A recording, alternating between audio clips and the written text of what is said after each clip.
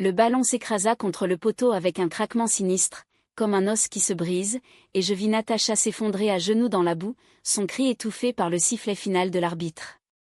Dans ce stade bondé de Barcelone, sous un ciel bas et orageux qui menaçait d'éclater, nos regards se croisèrent pour la première fois sans un éclat de vulnérabilité, nue comme une plaie ouverte.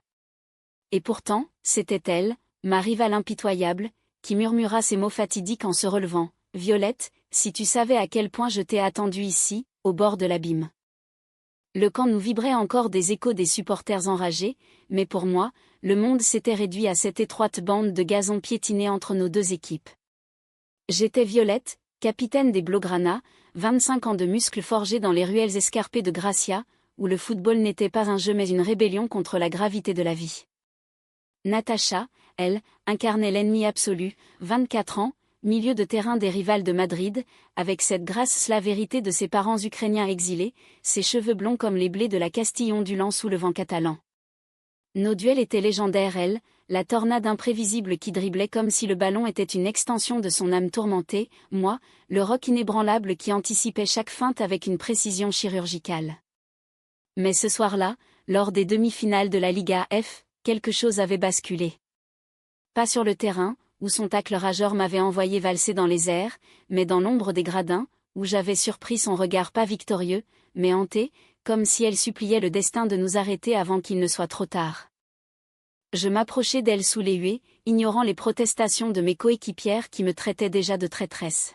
« Qu'est-ce que tu veux dire ?» demandai-je, ma voix rauque et raflée par les cris du match.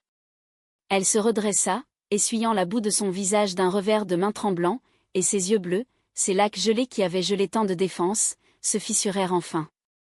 Attendu. Comme une tempête que l'on sait inévitable, mais qu'on redoute plus que tout. Le sifflet de l'arbitre retentit à nouveau, signalant la fin des prolongations, et la foule explosa en un chaos de joie madrilène. Pourtant, dans ce tumulte, ses doigts effleurèrent les miens un contact fugace, électrique, qui fit jaillir en moi une chaleur interdite, un feu que j'avais étouffé depuis des années sous les couches de compétition et de solitude. Le vestiaire des visiteuses puait la sueur et le désespoir, un antre souterrain aux murs suintants comme les veines d'une ville assiégée. J'y entrai par effraction, prétextant une confrontation pour une faute non sifflée, mais en vérité, c'était cette phrase qui m'y traînait comme un aimant. Natacha était seule, dos tourné, en train de dénouer les lacets de ses crampons avec une lenteur délibérée, ses épaules nues luisant sous la lumière crue des néons. « Tu n'aurais pas dû venir » murmura-t-elle sans se retourner, sa voix un velours râpé par l'accent slave qui me faisait frissonner depuis notre première rencontre, 3 ans plus tôt, lors d'un tournoi junior à Séville. J'avais 22 ans alors, elle 21, et déjà, nos corps s'étaient heurtés dans un duel qui avait fait saigner mon genou mais c'était son sourire narquois, après le coup de sifflet, qui avait saigné mon cœur. « Et toi, tu n'aurais pas dû me regarder comme ça sur le terrain, rétorquai-je, fermant la porte derrière moi d'un coup de talon. L'écho claqua comme un aveu. Elle pivota enfin, son maillot blanc déchiré révélant la courbe d'une clavicule saillante, marquée d'une cicatrice fine souvenir d'un accident de moto à Kiev, m'avait-elle confié un soir, lors d'une trêve improbable dans un bar enfumé de Malazana. Ses yeux plongèrent dans les miens, verts comme les vignes de Priorat, et pour la première fois, je vis non la rivale, mais la femme, vulnérable, affamée d'un contact qu'elle n'osait nommer. Violette. On ne peut pas. Pas ici, pas maintenant. Mes coéquipières sont dehors, et les tiennes te cherchent. Imagine le scandale de stars de la Liga F, enlacés dans un vestiaire ennemi. Ce serait la fin. Mais les mots étaient inutiles, nos corps parlaient déjà. Je franchis l'espace qui nous séparait en 2 enjambées, mes mains trouvant ses hanches comme si elles y avaient toujours appartenu. Elle ne recula pas, au contraire, ses doigts s'enfouirent dans mes cheveux courts, tirant juste assez pour que la douleur se mêle au désir. Nos lèvres se rencontrèrent dans un baiser vorace, salé de sueur et de larmes invisibles, un ouragan confiné dans cet espace exigu. Le monde extérieur, les caméras, les sponsors, les familles homophobes qui nous avaient élevés dans l'ombre de la tradition s'effaça. Il n'y avait que nous, 2 âmes en guerre, trouvant la paix dans la reddition. Ce baiser fut notre premier pacte secret, scellé sous les douches qui goûtaient comme un compte à rebours. À partir de ce soir-là, nos matchs devinrent des rituels codés, un regard prolongé lors du coup d'envoi, un tacle fin qui nous permettait un effleurement fugace, et toujours, ces nuits volées à Barcelone ou à Madrid, dans des hôtels anonymes où l'on feignait d'être des étrangères. Natacha me racontait ses nuits blanches à Valdebebas, hantée par les fantômes de son enfance ukrainienne, une mère disparue dans les décombres de Tchernobyl, un père alcoolique qui la forçait à kicker des ballons pour redevenir un homme. Moi, je lui avouais mes doutes, capitaine à 25 ans, adulé par la presse catalane, mais rongé par le vide d'un amour que je n'osais pas nommer, élevé dans une famille franquiste repentie qui murmurait encore des prières contre les déviances. Pourtant, l'idylle ne pouvait durer. Les murmures commencèrent lors d'un derby à l'Estadio Olympique, une photo floue, prise par un fan zélé, montrant Natacha et moi échangeant un high-five trop intime après un but annulé. Rivalité ou complicité suspecte, titrait LP le lendemain, et les réseaux sociaux s'enflammèrent. Mes coéquipières, ces sœurs d'armes forgées dans le machisme du foot féminin espagnol, me lancèrent des regards en coin. La coach, une basque au tempérament de fer, me convoqua. « Violette, concentre-toi. Le football n'est pas un soap-opéra. » Natacha, de son côté, rentra à Madrid avec des bleus non seulement physiques, mais aussi au cœur sa capitaine, une ancienne internationale aux allures de grande sœur protectrice. « La Soma, garde tes distances avec cette Catalane. On n'a pas besoin de distraction. » Mais le vrai conflit couvait plus profond, comme une faille tectonique sous la Sierra Nevada. Un soir d'octobre pluvieux, alors que nous nous retrouvions dans une petite pension de la Rambla del Raval, Natacha craqua. Allongée sur un lit aux draps usés, nos corps entrelacés dans une danse paresseuse, elle murmura « Je suis fatiguée de nous cacher, Violette. » Et si on le disait ? Aux équipes, à la presse. On pourrait être un symbole deux amantes qui transcendent la rivalité. Ces mots étaient un poison sucré, je l'embrassai pour les taire, mais la graine du doute germa. Moi, la pragmatique, je voyais déjà les conséquences, contrat rompu, famille brisée, carrière jetée aux orties comme un ballon crevé. Les semaines suivantes furent un tourbillon de passion et de paranoïa. Nos textos codés, entraînement demain ? Terrain neutre, se muèrent en messages désespérés, j'ai vu ta coach te fixer pendant l'échauffement. Ils savent. Lors d'un match à Séville, sous un soleil de plomb qui faisait miroiter l'Andalousie comme un mirage, Natacha marqua le but de la victoire pour Madrid d'une volée magistrale, droit dans mes filets. La foule hurla, mais son regard, en célébrant, était une supplique, pardonne-moi. Ce soir-là, dans le vestiaire andalou, nous nous disputâmes pour la première fois. Tu joues contre moi, Natacha. Comment veux-tu qu'on construise quelque chose sur des trahisons ? Elle riposta, les yeux flamboyants, et toi, tu me traites comme une rivale au lit.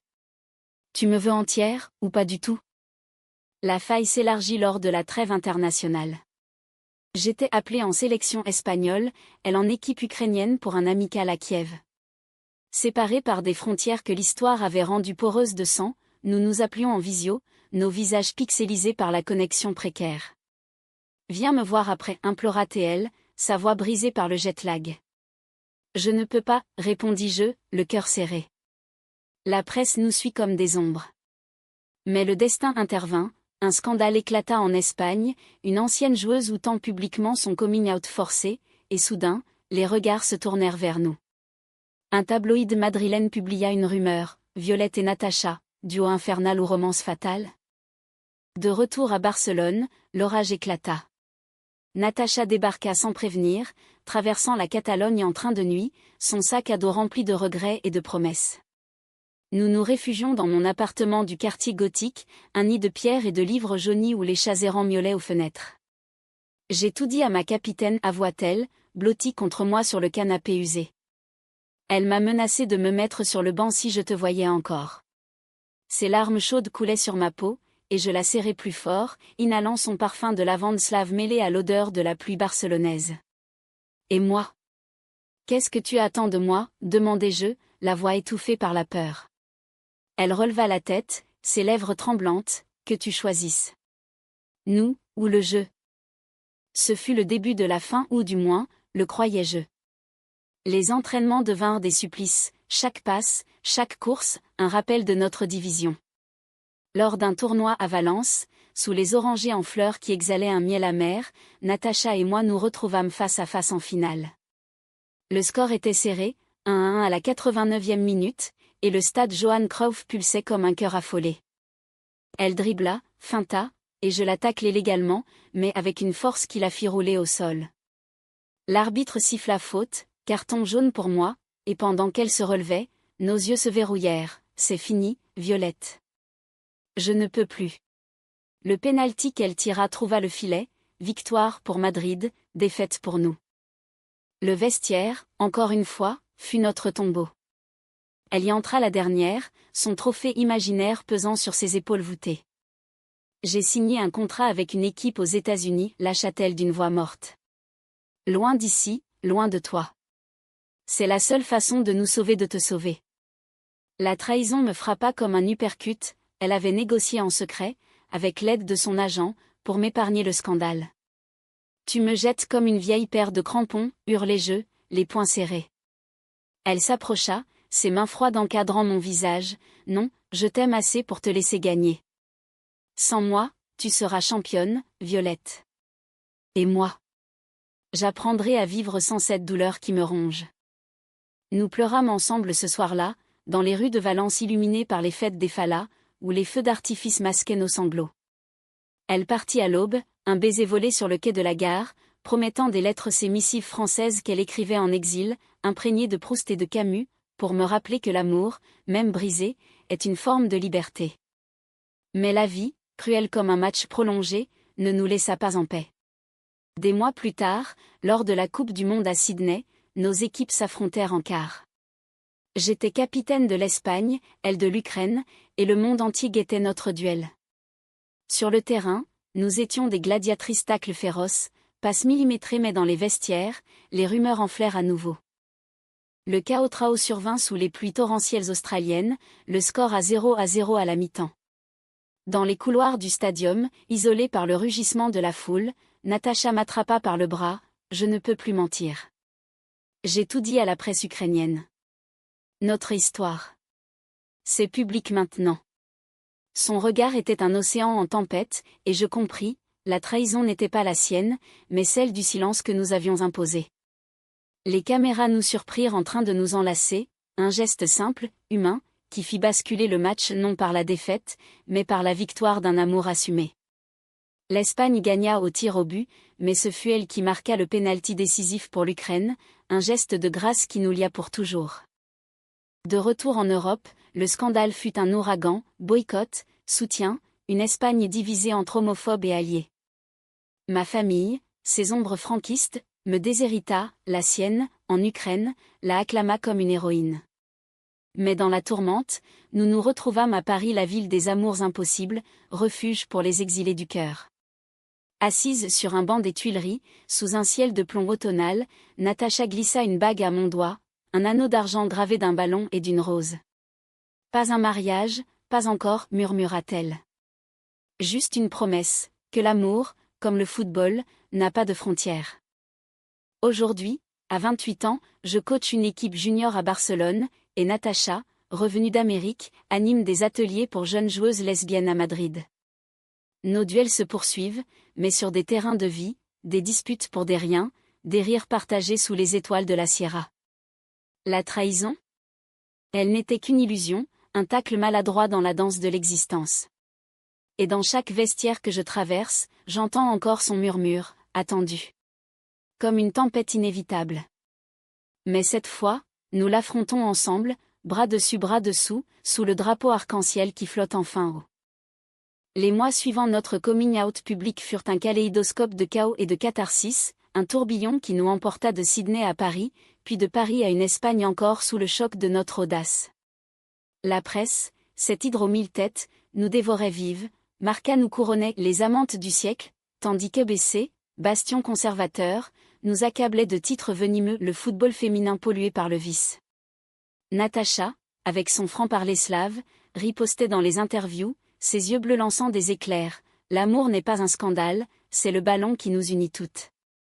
Moi, plus réservé, je laissais mes actions parler, un but dédié à elle lors d'un match de charité à Bilbao, où j'inscrivais le filet d'un coup franc courbé comme une caresse. Mais la vraie épreuve vint des vestiaires, ces sanctuaires intimes où les secrets se forgent et se brisent. À mon retour à Barcelone, mes coéquipières m'accueillirent non avec des embrassades, mais avec un silence pesant, rompu seulement par les murmures de celles qui avaient fui leur propre désir par peur du jugement. La jeune ailier, Maria, une gamine de 19 ans aux dreadlocks rebelles, osa enfin, « Capitaine, c'est courageux ce que vous avez fait. Mais... et si on perd des sponsors ?» Sa question était un miroir de mes propres doutes, et je répondis, la gorge nouée, le football n'est pas fait pour les victoires solitaires, Maria. Si on gagne ensemble, sponsor ou pas, alors on aura tout. Natacha, de son côté à Madrid, affrontait pire. Sa capitaine, cette figure maternelle aux cicatrices de la guerre civile, la convoqua dans un bureau au mur tapissé de photos jaunies.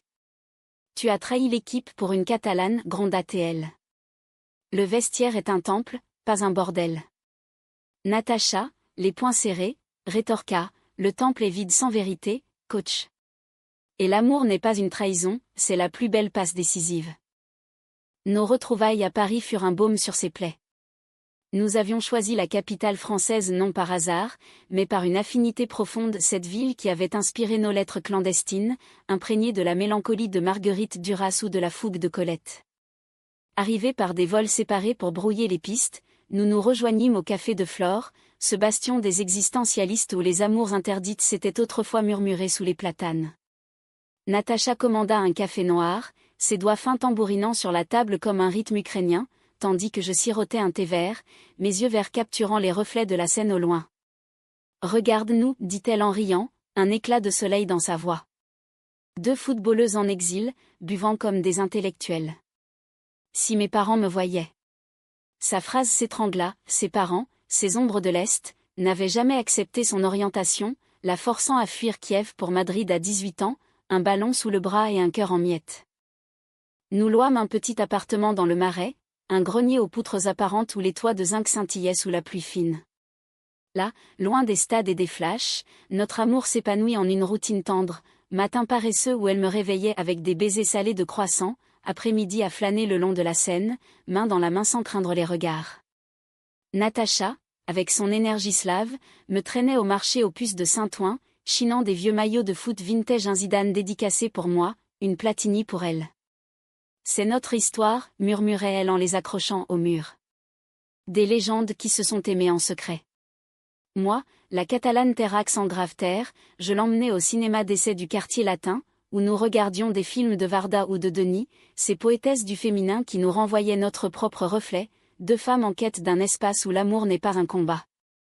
Pourtant, le conflit n'était pas apaisé, il migrait, comme une blessure mal refermée.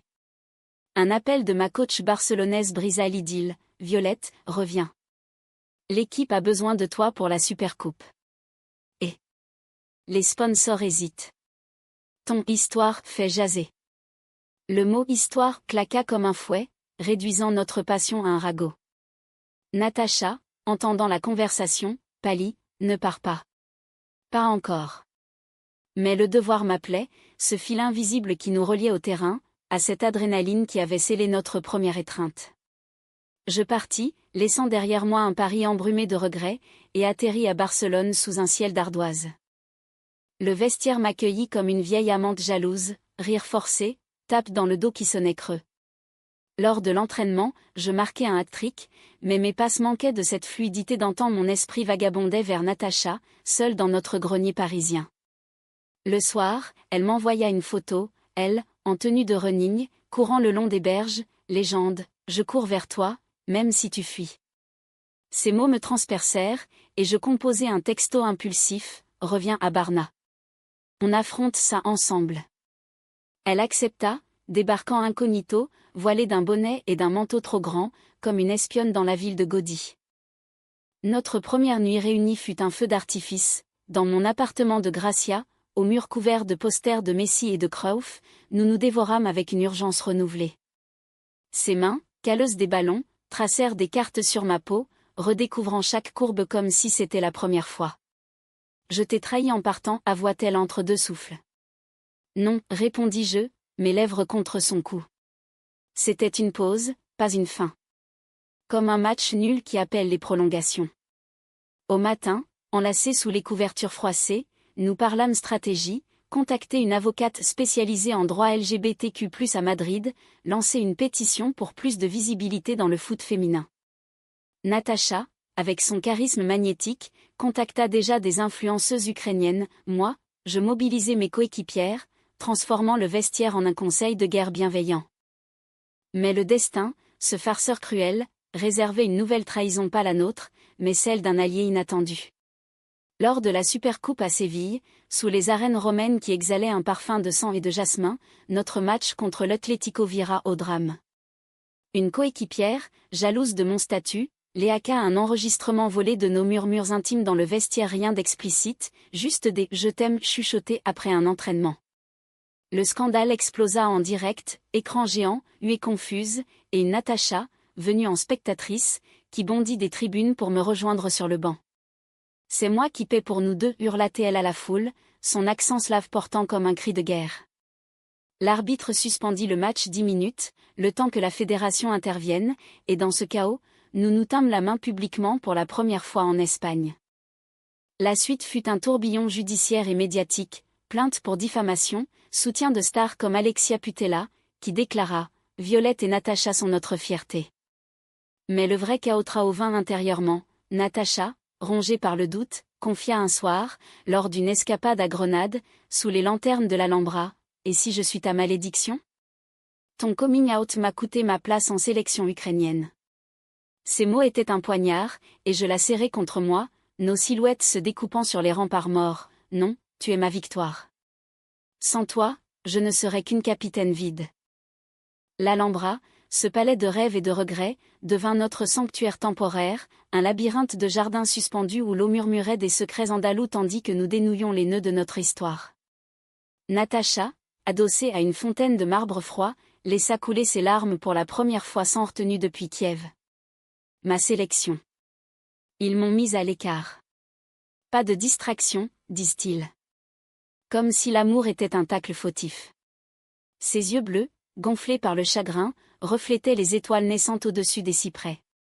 Je m'agenouillai devant elle, mes mains sur ses genoux, et murmurai « Alors, on crée notre propre sélection.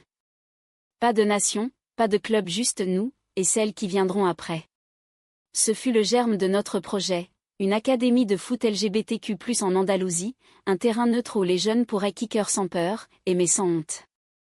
De retour à la réalité barcelonaise, le conflit s'intensifia comme une mi-temps orageuse.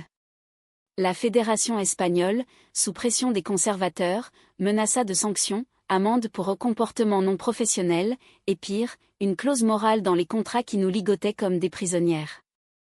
Mes coéquipières se divisèrent, les plus jeunes, inspirées, formèrent un noyau solidaire, organisant des entraînements mixtes avec des joueuses madrilènes, les aînés, marqués par des décennies de machisme, murmurèrent des doutes, « Violette, tu ruines tout ce qu'on a bâti. » Natacha, oscillant entre Madrid et Barcelone, devint notre ambassadrice itinérante, ses discours enflammés lors de panels à Bilbao ou Valence rallumant les braises de la révolte. Mais la fatigue la rongeait, un soir, après un webinaire épuisant, elle s'effondra dans mes bras. « Je ne suis pas faite pour ça, Violette. Je veux juste jouer, t'aimer, sans que le monde nous juge. » Le vrai coup de butoir vint d'une source inattendue, son agent, ce requin madrilène aux costumes impeccables, qui avait géré sa carrière comme un compte en banque. Il la convoqua dans un bureau vitré de la Grand Via. « Natacha, signe ce contrat avec Portland Thorn. Amérique, gros salaire, et surtout, discrétion. Oublie cette Catalane, elle te coule. » Les mots, rapportés par elle dans un appel larmoyant, me firent bondir. « Il te vend comme une marchandise » hurlai-je au téléphone, ma voix répercutant dans les ruelles de l'Exemple. Elle sanglota. « C'est tentant, Violette. Loin des regards, on pourrait se voir en secret à nouveau. » La proposition était une trahison masquée, un retour aux ombres que nous avions fuies, et elle raviva nos peurs les plus profondes, celles de l'abandon, du choix entre amour et ambition. Nous décidâmes de contre-attaquer avec panache. Inspirés par les mouvements queer français, nous organisâmes un match caritatif à Madrid, Blaugrana contre Meringue, avec Natacha et moi en capitaine honoraire, sous le slogan « Amor en el campo, amour sur le terrain ». Le stade Santiago Bernabéu, ce colosse blanc, se remplit d'arc-en-ciel, familles, activistes, même des ultras repentis.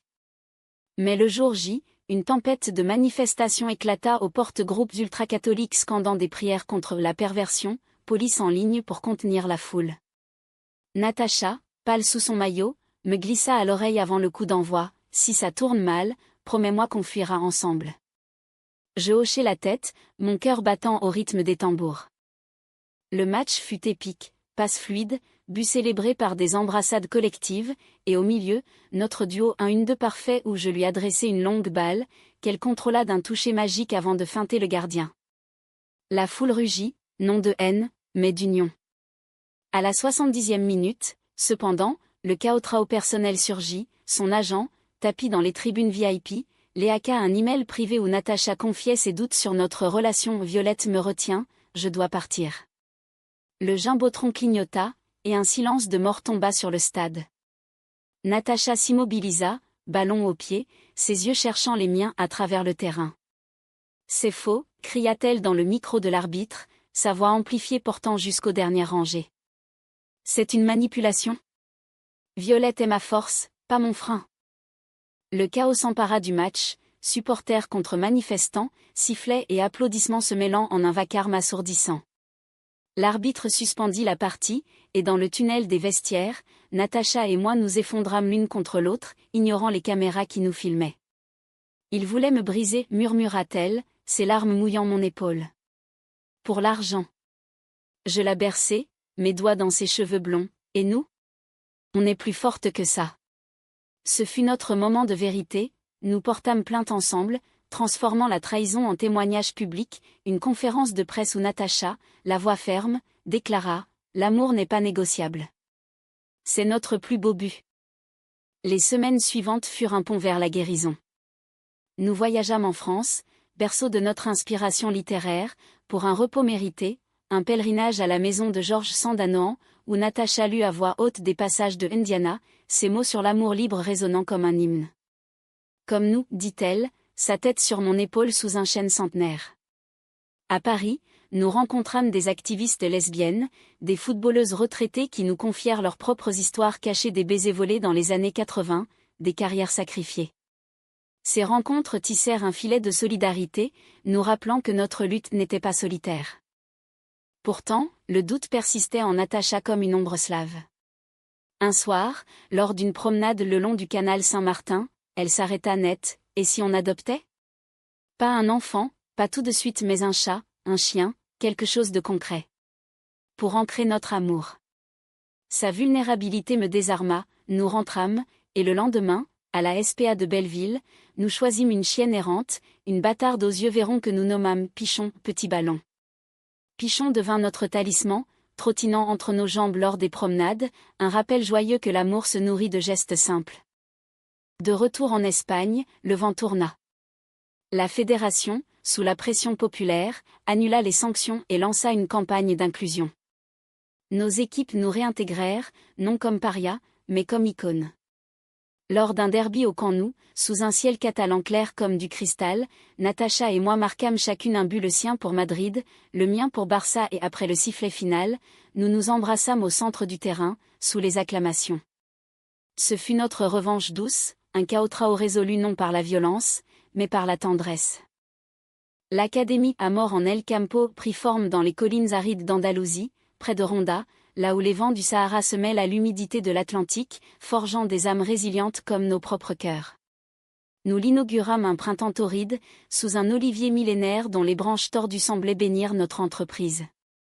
Des dizaines de jeunes filles affluèrent catalanes aux accents chantants, andalouses aux rires explosifs, même une poignée d'Ukrainiennes exilées, attirées par la légende de Natacha. Le premier entraînement fut un chaos bienheureux, ballons qui fusaient, rires qui éclataient, et au milieu, nous deux, main dans la main, guidant les passes avec une patience infinie. « Rappelez-vous, dis-je à une gamine timide de 14 ans, aux cheveux noirs comme la nuit de Grenade, le football est comme l'amour, il faut oser le tir, même si on rate. » Natacha, rayonnante dans son rôle de mentor, organisait des ateliers, cœur et crampons, cercles où les filles partageaient leurs craintes coming out avortées, familles réfractaires, regards en coin dans les vestiaires scolaires. Une après-midi, sous la chaleur qui ondulait l'air, une ado ukrainienne, Miro comme un fan, confia, comme toi, Natacha, j'aime les filles. Mais à Kiev, on me dirait monstre. Natacha s'agenouilla, ses yeux bleus emplis d'une tendresse slave, non, ma petite. Tu es un but en or. Et ici, on marque ensemble. Ces moments étaient notre humanité restaurée, un baume sur les cicatrices de nos propres batailles. Pourtant, le passé n'était pas tout à fait enterré. Mon coming out avait creusé un fossé avec ma famille. Mon père, ce vieil ingénieur de Sabadell aux moustaches jaunies par le tabac, m'avait rayé de son testament, murmurant des excuses maladroites lors d'un appel. « Fille, c'est pas naturel. » Ma mère, plus douce, envoyait des lettres anonymes, des recettes de paella, des photos jaunies de mon enfance, signe d'un amour muet qui luttait contre les ombres franquistes. Natacha, elle, avait rompu les ponts avec son agent, mais pas sans douleur, des nuits d'insomnie où elle revivait la trahison, se réveillant en sueur, criant dans le vide. Il m'a vendu, gémissait elle, et je la berçais jusqu'à l'aube, nos corps enlacés comme des vignes du priorat. Notre relation, affinée par les épreuves, fleurit en une intimité profonde, tissée de rituels français importés, dîner aux chandelles avec du vin de Bordeaux, lecture à voix haute de Le deuxième sexe de Beauvoir, qui nous faisait rire de nos propres privilèges sportifs. Un été, nous partîmes en Bretagne, ce coin sauvage de France aux falaises battues par l'Atlantique, pour un road trip en van Pichon à l'arrière, que frétillante. Là, sur une plage de galets près de Quiberon, sous un ciel d'ardoise où les mouettes criaient comme des arbitres, Natacha s'agenouilla enfin, Violette, 28 ans de course folle, de tacles et de baisers volés. « Veux-tu m'épouser ? Pas pour la loi, mais pour nous un serment sous les étoiles. » La bague, un simple cercle d'or gravé d'un cœur et d'un ballon, scintilla dans la lumière déclinante. « Oui, répondis-je, les larmes brouillant ma vue, 1000 fois oui. » Le mariage fut une affaire intime, célébrée à l'Académie sous un arc de ballons arc-en-ciel, avec nos coéquipières comme témoins et une prêtresse laïque inspirée des rituels celtiques. Pas de tralala, juste des vœux murmurés, je te promets des passes justes, des câlins après des fêtes, et un amour qui transcende les lignes blanches. La nuit, dans une tente berbère dressée sous les étoiles andalouses, nous fîmes l'amour avec une lenteur nouvelle, nos corps racontant l'histoire d'une rivalité devenue symbiose, ses courbes slaves contre mes muscles catalans, un tango de sueur et de soupirs. Aujourd'hui, à l'approche de nos 30 ans, l'Académie prospère, 200 filles, des tournois internationaux, même un partenariat avec la Fédération française pour des échanges. Natacha coach les milieux de terrain, sa grâce slave inspirant des dribbles poétiques, moi, je gère les gardiens, enseignant la vigilance du cœur autant que des filets. Les vestiaires, autrefois prisons de secrets, sont devenus des confessionnaux ouverts, où les rires fusent et les coming-out se célèbrent par des high-fives. Pichon, grise désormais, trottine encore entre nous, symbole de notre meute élargie. Parfois, lors d'un match amical contre nos anciennes équipes, nos regards se croisent sur le terrain non plus comme rivales, mais comme amantes complices. Et dans ces instants, je me souviens de ce premier baiser, salé de boue et de destin, dans le vestiaire de Barcelone. L'amour, ai-je appris, n'est pas une trêve, mais un match éternel, avec ses fautes, ses buts manqués, et ses victoires qui, comme un câlin après l'effort, réchauffent l'âme jusqu'à l'os. Natacha, ma tempête slave, ma capitaine du cœur, elle était ma rivale au football, mais dans la vie, elle est ma passe décisive, mon but ultime. Et ainsi, sous le ciel ibérique teinté de bleu français, nous continuons à jouer, à aimer, à être humaines, enfin, dans toute notre gloire imparfaite.